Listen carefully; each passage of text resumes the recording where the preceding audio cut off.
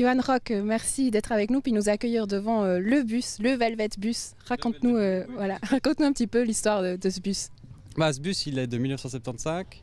Je l'ai acquis en 2012. Et puis après, j'en ai fait plus ou moins ma maison sur roue. Et puis maintenant, je suis bien dedans, quoi. Bien dedans et au Paléo pour la deuxième année, c'est ça? Exactement, ouais, au Paléo pour la deuxième année. Et puis j'ai tout le temps plein de visiteurs qui viennent me dire bonjour parce que forcément que c'est un peu atypique comme véhicule. Et puis ils viennent faire la visite, puis après ils boivent une bière, puis après ils s'en vont.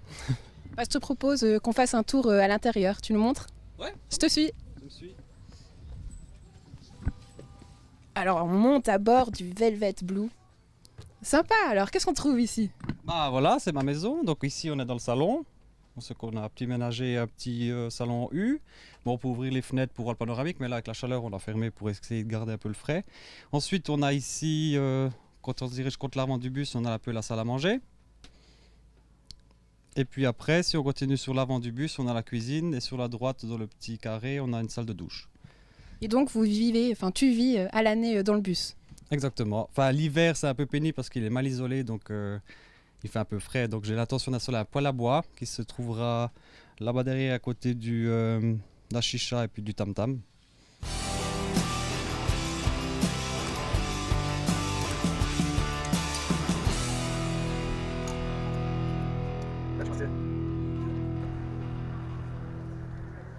Et puis il y a aussi un projet puisque tu demandes aux gens de participer à ce bus. Comment ça se passe?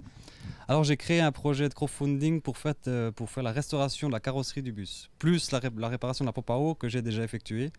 Alors ça c'est bon, mais maintenant je demande des fonds pour pouvoir faire toute la carrosserie parce que c'est vrai qu'il est en mauvais état parce qu'il vit dehors le bus, il n'est pas à l'abri tout l'hiver.